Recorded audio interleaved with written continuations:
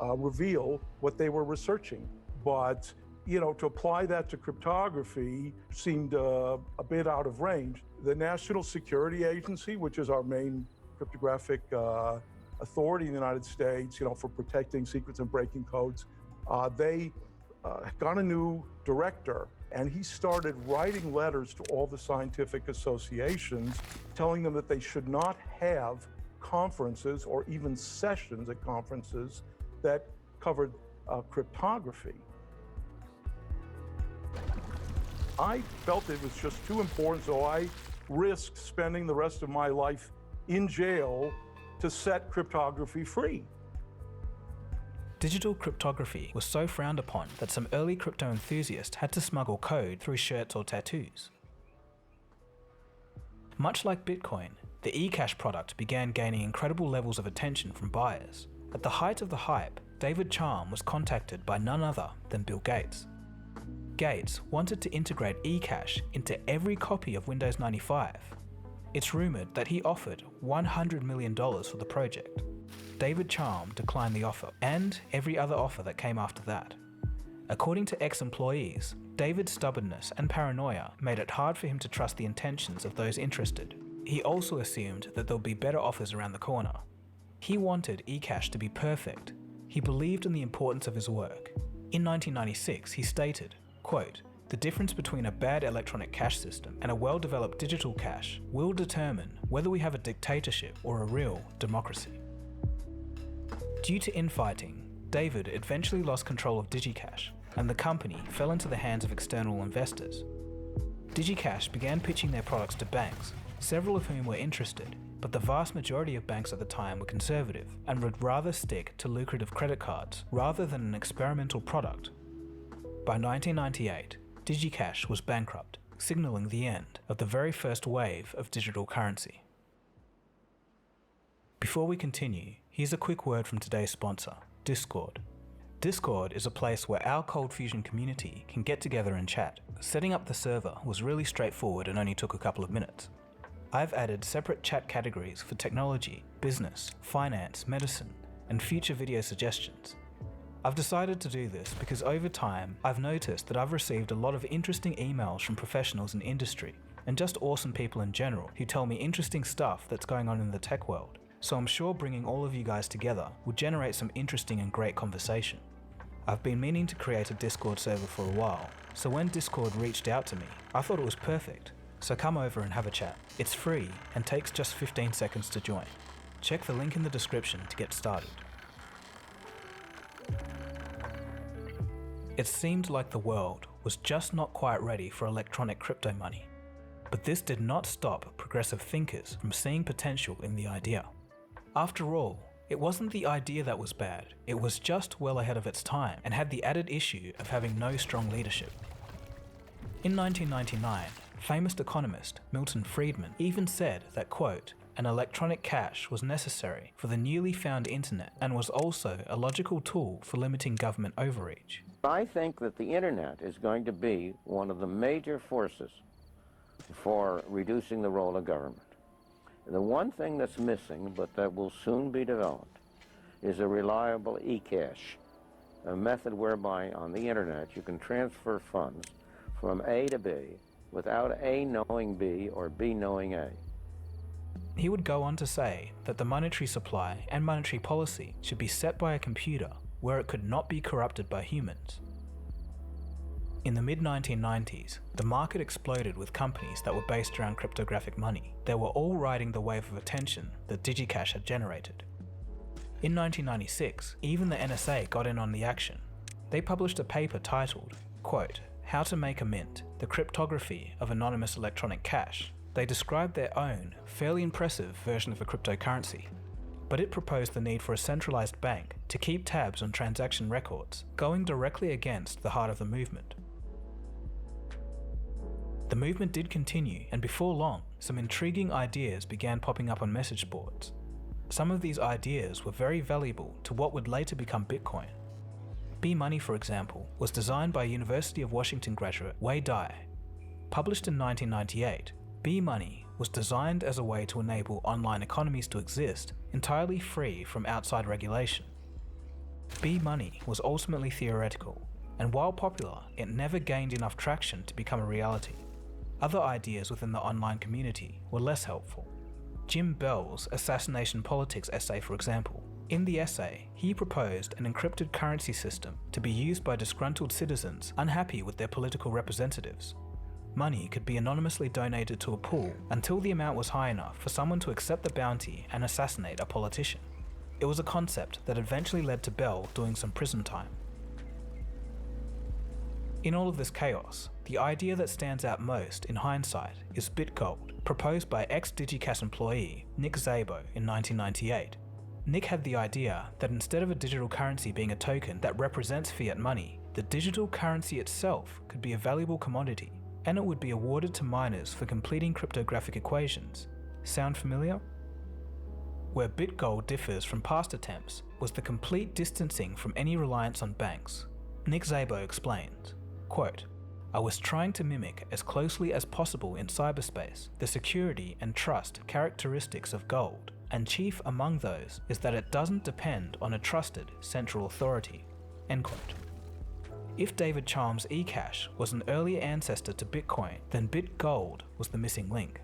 Although it was an establishing building block for the future of cryptocurrencies, it was only theoretical and also flawed. For one, it had far less concern with privacy and also had some technical shortcomings when it came to mining. So along with B-money, BitGold was never widely adopted. So then, despite all of its exciting progress, the cryptographic money community fell relatively quiet for a decade. Then, in August of 2008, the domain name bitcoin.org was anonymously registered. In October, a paper titled Bitcoin, a peer-to-peer electronic cash system, was posted to a cryptography mailing list, signed Satoshi Nakamoto. In this paper, Nakamoto presented to the world the fundamental outline for Bitcoin. As it stands, this paper started a cryptographic chain reaction that changed the course of financial history. Today, nation-states want to start their own digital currencies. The city of Miami wants citizens to be able to pay bills in Bitcoin. To be able to offer our employees to get a percentage of their salary in Bitcoin allows our residents to pay for fees in Bitcoin, and also would allow for taxes to be paid in Bitcoin. It also a request of the state legislature to make Bitcoin an acceptable currency for us to potentially invest in the future. PayPal, MasterCard, and Apple Pay are now integrating Bitcoin. Tesla has bought $1.5 billion worth of Bitcoin, and General Motors is contemplating putting Bitcoin on its balance sheet. Large financial institutions are now accepting exposure to Bitcoin. What separated Bitcoin from past attempts was the overcoming of the double spending problem. Unlike physical stores of value, digital money is simply data, and data can be replicated, and this allows the potential spending of a single coin multiple times. In the past, this issue was solved by involving a trusted third party to oversee transactions. In the case of eCash, that third party was banks. But to Nakamoto, that defeated the point, and much like Nick Szabo attempted with BitGold, the intention with Bitcoin was to create, quote, a system for electronic transactions without relying on trust. Bitcoin succeeded in overcoming the double spending problem by implementing an updated record of who owns what and at what time, as discussed earlier. This was the birth and implementation of the blockchain. With the double spending problem solved, the system was brought online and tested, and it worked. By 2009, Bitcoin was up and running. In July of 2010, it began trading at a value of $0.0008 US and had risen to $0.08 by month's end. But of course, nobody really cared. Here's the very first Reddit post about Bitcoin in 2010. It was downvoted. The first reference of Bitcoin in TV history was the program Good Wife in 2012, when Bitcoin was at a price of $3.41. I went online and I bought 1 Bitcoin last night. Really? It's the future. I don't know. It didn't feel real. Oh, real's gonna change. Just watch. Here's a talk about Bitcoin to an empty room in 2013, when it was at $100. Literally nobody cared here. What does Bitcoin neutrality mean? Neutrality in Bitcoin means being able to adopt Bitcoin in any culture, any language, any religion, any geography. But there were some believers though. Chamath Palihapitiya shares his views on Bitcoin at $135. Owning that currency and allowing water to find its level, particularly in the developing markets, is huge. And if you don't think that this thing is going to rip, when Brazil goes through devaluation, when the Indian rupee continues to get crushed, when you have all of this money trying to get in and out of these countries where there's massive, political instability or monetary or financial instability, you're being naive. It doesn't matter what happens in the United States. It doesn't matter what happens in Japan. It doesn't matter what happens in the EU. It doesn't matter. It matters what happens in Argentina, in Venezuela, in Kenya, in Brazil, in India, in Russia, in China. And when you look at where all the activity is, it's in all of those markets. This will be born out of a people's desire to have unfettered access to capital. Despite finally cracking the code to a working electronic cash system, Satoshi Nakamoto has mysteriously chosen to remain completely anonymous. On April 26, 2011, Satoshi Nakamoto would send his final verified email and vanish. Satoshi still owns 1 million coins which have never moved from his digital wallet. If the price of Bitcoin was to reach $197,000, it would make him the richest person in the world. So Satoshi Nakamoto, being such a mysterious figure, has fueled speculation and false claims. Who is Satoshi, and why did he vanish? We'll explore this, as well as some concerns about Bitcoin, in the next episode. So thanks for watching. I hope you learned a thing or two in this episode. Be sure to check out the Discord, and also follow me on Twitter and Instagram. My name is Dagogo, and you've been watching Cold Fusion. Cheers guys. Have a good one. Cold Fusion. It's new thinking.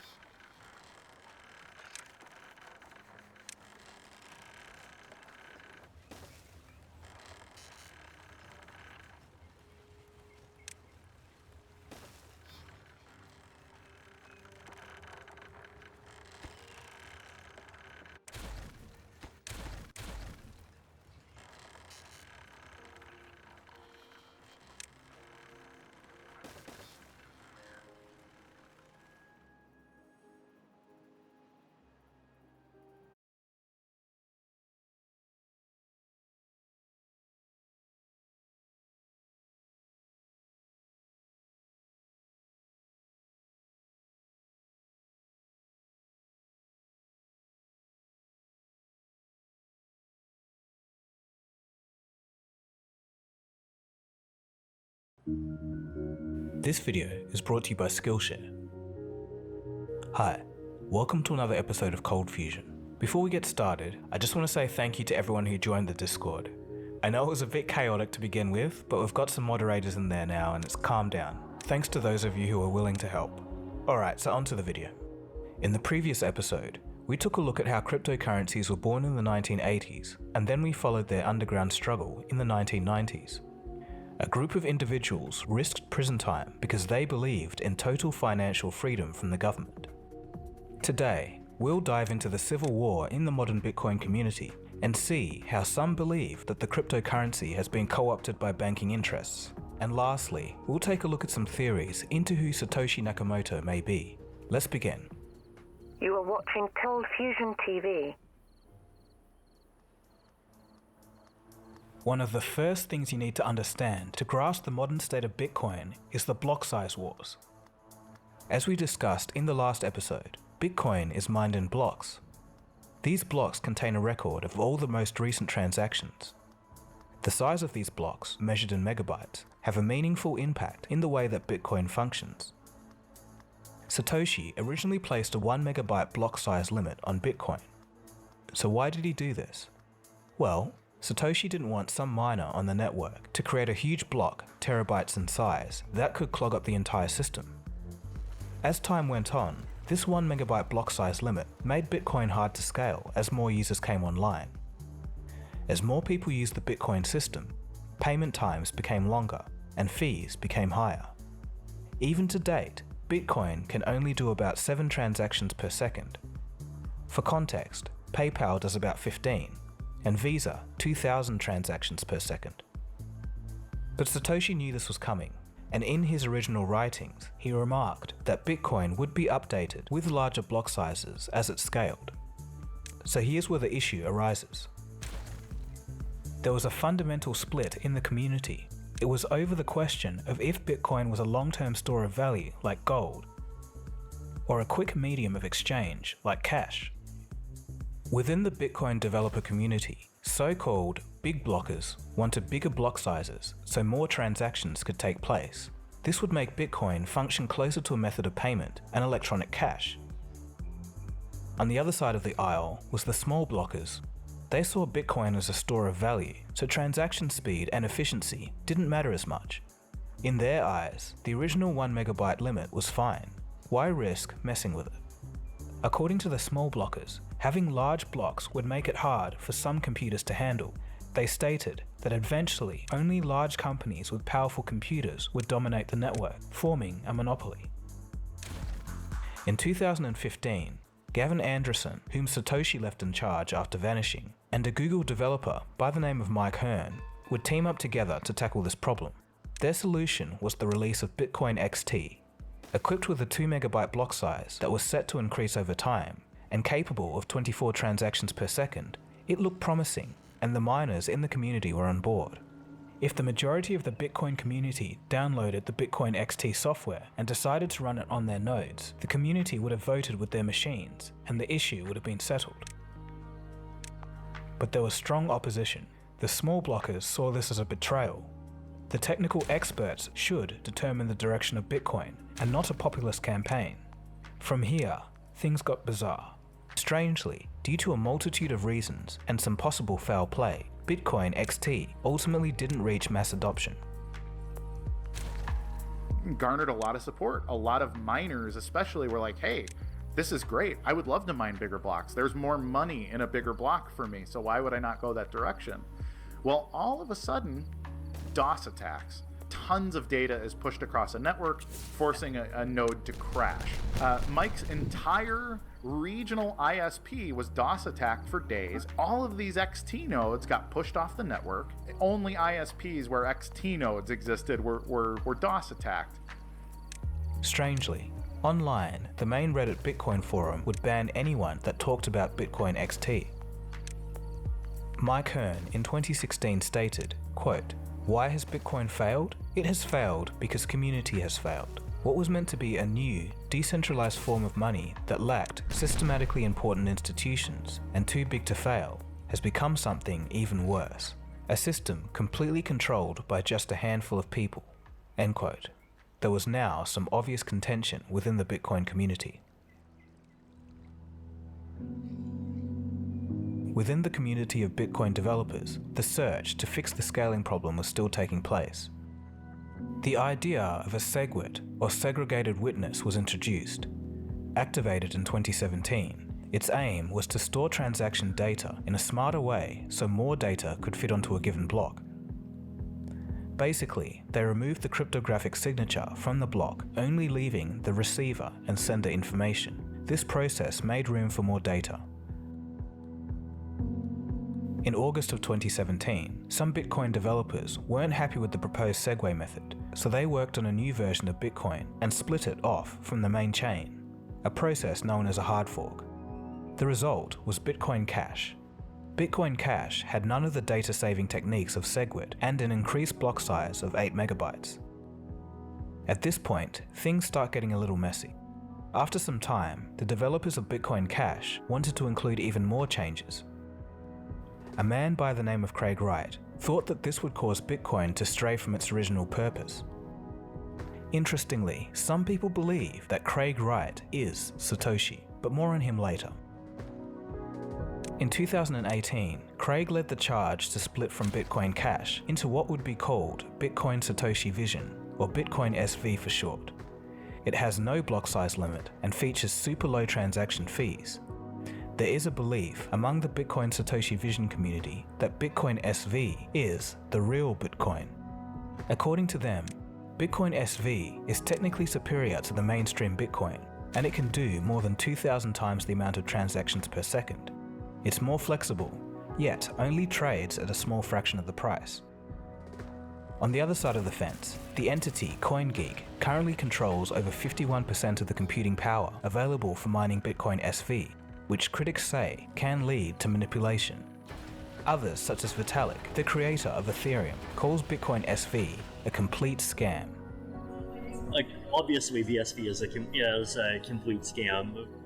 So as it stands today, due to infighting and differing opinions, Bitcoin is split into three: the mainstream Bitcoin, Bitcoin Cash, and Bitcoin Satoshi Vision. But what if all of this fracturing should have never happened? What if there was more going on behind the scenes? In 2014, while the scaling problems were being discussed in full swing, a company by the name of Blockstream was founded. The stated purpose of Blockstream was to, quote, sell sidechains to enterprises, charging a fixed monthly fee and taking transaction fees. In other words, its aim was to relieve the stress on the Bitcoin network by doing transactions off-chain and pocketing the fees instead of miners. It's important to note that a sidechain is not a blockchain at all. Sidechains are typically used to patch holes in the capabilities of the underlying protocol. Therefore, the better Bitcoin becomes, the more obsolete companies like Blockstream get. In my opinion, it was in Blockstream's interest to keep Bitcoin slow and therefore with a small block size. It's worth noting that Blockstream isn't a foundation but a for-profit corporation. Interestingly, Blockstream's CEO is Adam Back, who some also believe is Satoshi Nakamoto, but more on this later. During the researching for this video, I could see that a large part of the Bitcoin community was suspicious of Blockstream. Many take issue with Blockstream's Lightning Network, for example. It promises to boost Bitcoin's transactional speeds to faster than Visa, but at what cost? The original Bitcoin system promised no middlemen and no trust required. Suddenly, the Blockstream Corporation had broken these promises. So, the Lightning hubs will require to be set up for financial regulation and reporting laws, require massive amounts of liquidity to keep multiple well-funded open channels, offer fraud departments to watch the blockchain constantly and prevent theft, all while taking small fees for every transaction you route through them. Does this system sound familiar? Just replace the term open channel with checking account. These Lightning Network hubs will be ran by the same financial institutions the Bitcoin was made to challenge. The banks aren't fighting Bitcoin because Bitcoin will be the new banking system. Bitcoin needed no middleman. There was no fraud to detect, no permission to give, no transaction to reverse, no fees to collect, so it had to be broken to need them. The truth is, the 1 megabyte blocks restricting Bitcoin are purposely kept there by the developers. The absurdly high fees and long waits create a demand for a solution, and the solution they give us is the banking industry. To make things worse, the entities funding Blockstream are antithetical to the original Bitcoin vision. Blockstream has received $55 million of investment from AXA Insurance. The CEO of AXA at the time was Henri de Castries, a French billionaire and the president of the Bilderberg Group at the time, a group known to have global banking and corporate ties. Critics also point out that Blockstream has received funding from the Digital Currency Group. Many higher-ups within the company have ties to the Federal Reserve, World Bank, and MasterCard. Not exactly the crowd who you would expect to spearhead a grassroots movement. They also own CoinDesk, one of the biggest news outlets in the crypto space. Adam Back has also been criticized for hiring all the early Bitcoin devs into Blockstream to reshape the Bitcoin protocol. To many, it seems that Blockstream has crippled Bitcoin's full potential through their group of developers, only to seek to fix its shortcomings for a profit. So through Blockstream, have the banks taken over Bitcoin? It's not quite a smoking gun, but it's all very curious.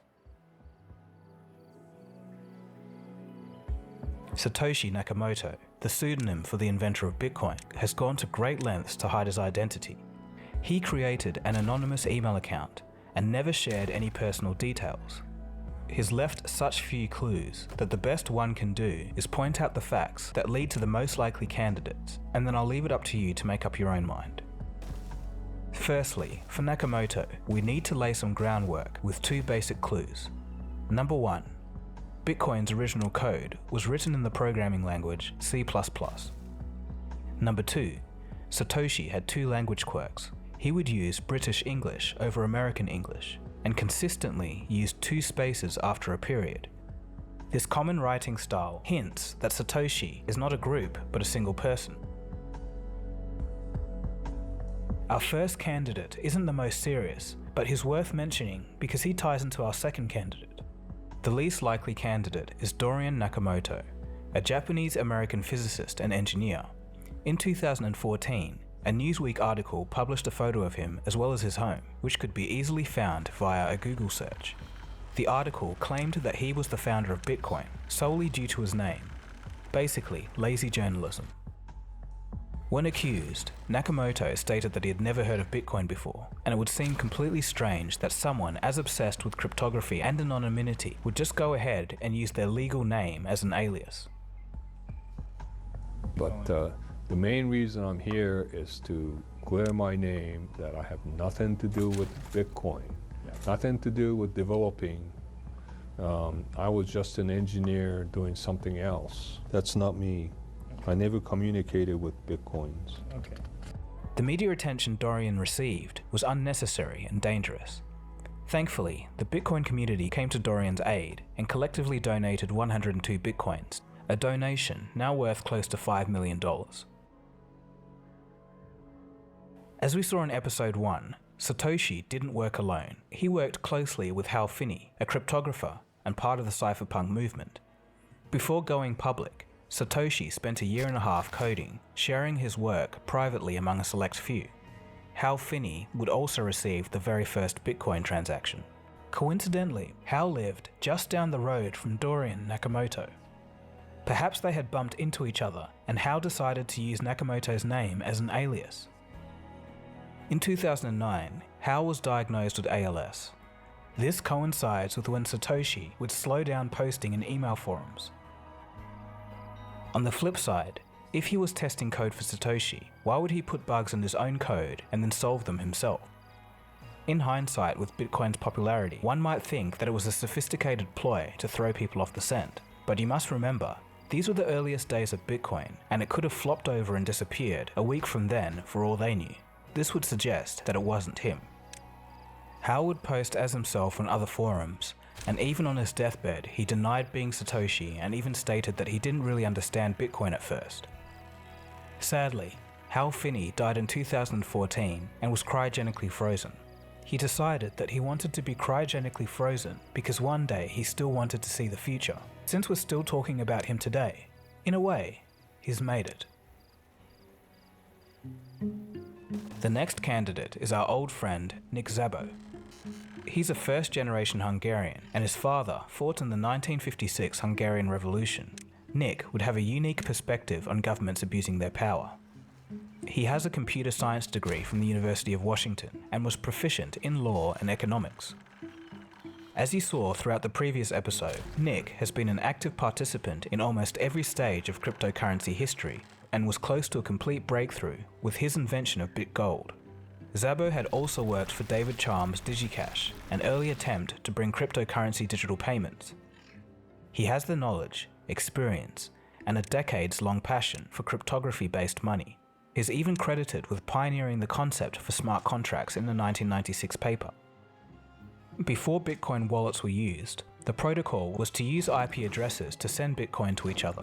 Satoshi's IP address was in California, and Nick did indeed work in the area. What I find most interesting is that there was an exchange between Satoshi and another cryptographer. In the exchange, Satoshi remarked that his Bitcoin address also happened to have his initials in it. Looking through all of the initials combinations, out of all the candidates that could be Satoshi, only one of the initials match: NS. Although these initials could just be Satoshi Nakamoto reversed. On the opposing side though, Nick Szabo has denied Satoshi claims. In addition, Bitcoin was coded in C++, and Wei Dai, the inventor of B-Money, states that Nick didn't code much in C or C++. Nick also doesn't match the British linguistic clues. Craig Wright is probably the most controversial of the bunch. He's a well-accomplished Australian scientist who also holds a bunch of other degrees. He was first accused of being Nakamoto in 2015.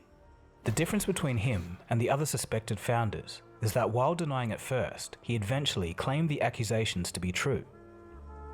Greg Anderson, who worked closely with Satoshi, believed Craig was the real deal after Craig performed a digital signature on an address known to be owned by Satoshi. Craig would also fit the British English clue because both Australian and British English are pretty much interchangeable. Wired magazine had collected a number of interesting coincidences that led them to their conclusion. They include posts on Wright's blog that coincide and predict the release of the initial Bitcoin paper. There is also said to be leaked correspondences between Wright and attorneys where he states that he's been running Bitcoin since 2009. On the flip side, it wasn't long before Wired and the crypto community began pointing out inconsistencies in Craig's story. The timeline became even more blurry when new evidence seemed to prove that Craig's blog posts had been backdated. And I don't work and invent and write papers and code by coming in front of TVs. I don't want money, I don't want fame, I don't want adoration. I just want to be left alone. You come in front of a camera once, and I will never, ever be on a camera ever again for any TV station or any media, ever. On screen saying, I don't ever want to be in the public again. You know, you've bothered my family, you've bothered me, you've bothered the people I work with. This will be the last time that you ever see me. Those words from your mouth. That's actually, I didn't want to go on television thing. Please don't. One, that was an hour interview that was cut and changed, which you'll find out in court. Are you Satoshi? Yes. Okay. So you wrote the Satoshi white paper? Yes. You're only a public figure because you cosplay as Satoshi, right? No, Satoshi would still be writing Bitcoin improvement proposals.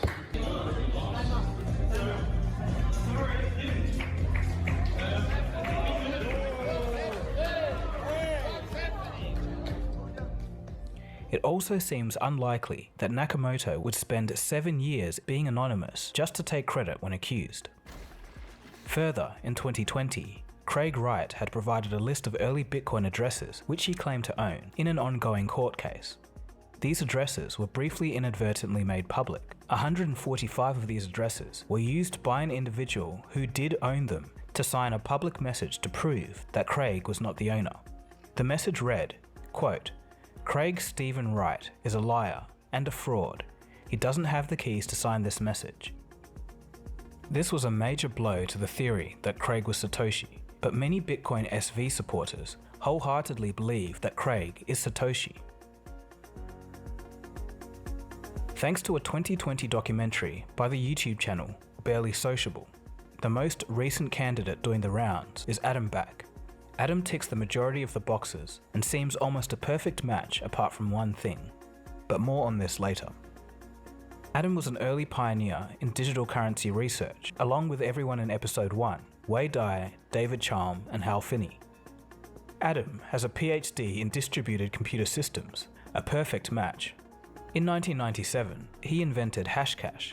A similar system is used in the proof-of-work mining algorithm in Bitcoin. Both Satoshi and Adam wrote in British English and used the unique double spacing in writing. This can be seen by comparing Adam's writings in forums with Satoshi's papers. Satoshi never showed any emotion or clues into his personality, but in one post in July of 2010, he described that Bitcoin was, quote, bloody hard to describe, and that's a very British thing to say. Other evidence that points to Adam as Satoshi is the fact that messages between the creator of Bitcoin and Adam are not available to the public. There exists email exchanges between Satoshi and almost everyone else apart from Adam. In addition, Adam codes very well in C++, the same language that Bitcoin was written in. In the first episode, we saw that the first block of Bitcoin included a headline from the Times paper. The Times is a British publication, which would make sense because Adam was from London. Adam was also known for starting the trend of making political statements in code. You printed it on a t-shirt, and then so if people flew internationally with that t-shirt on, then they were breaking this law. Is that the case? I don't know. I mean, if you can export a book and you export a t-shirt, it's a bit of a gray area, I guess, but at least people thought it was an amusing kind of way to protest something that they were quite unhappy about. In 2013, when the wealth of Nakamoto was revealed in a blog article, Adam registers to sign up to the Bitcoin forum on the very same day. In forum posts, Adam states that the blog authors are, quote, getting too close to the dealings of Nakamoto. Despite only just joining the forum, he knows obscure details of early Bitcoin bugs that were never public in changelogs. If you're interested in digging more into Adam, check out Barely Social's YouTube documentary. It has some compelling arguments, but Adam would deny all claims made in the video. And for me though, there's one thing that stops me from believing Satoshi is Adam. If Satoshi's vision for Bitcoin was to have ever-increasing block sizes, why would Adam, through Blockstream, be actively trying to keep Bitcoin's block size small for a profit? Why would Adam want any money at all? He'd probably be one of the richest people in the world if he was Satoshi. Am I missing something here? The only thing I can think of is maybe Adam worked extremely close with Satoshi, but for one reason or another, ended up selling out to the big banks. So, who is Satoshi? I'll be honest, I'm stumped for this one. If you guys think you have any clues for me, hit up my Discord. Maybe we can crowdsource this thing together and figure it out. I've set up a new text channel for the discussion around Satoshi. In truth, discovering the identity of Satoshi Nakamoto is not necessary for the success of Bitcoin. He or she could be one of these candidates, or just someone who is truly unknown till this day. And with that pretty much brings us to the end of our Bitcoin series. In part 1, you saw how free thinkers took digital cryptography seriously in the 80s and 90s. Their efforts allowed Bitcoin to exist. In this episode, you saw that the story of Bitcoin may not be as simple as it first seems. In the end, another cryptocurrency may come and take its place as the global leader. No matter what happens, Bitcoin will always be known as the pioneer. If you enjoyed learning some new things in this episode, then you'd probably like today's sponsor, Skillshare, an online learning community. I've been watching Real Productivity, Create Your Ideal Week by Michael Khan Janaprakon, the co-founder and CEO of Skillshare. He has a lot of simple but great tips to get the most out of your day and keep your motivation high. For an example, putting an imaginary cost on the things that you do often so you can prioritize your time. If you just want self-improvement or are keen on expanding your creativity, Skillshare is a great place to do that. The first 1,000 people to click the link below get a free trial of a Skillshare premium membership. So thanks for watching the whole way through this episode. Be sure to check out the first part of this series if you haven't already. I'll leave a link for that below. Anyways, my name is Dagogo and you've been watching Cold Fusion. Next time, we'll take a look at the rise and fall of Atari. Cheers guys. Have a good one.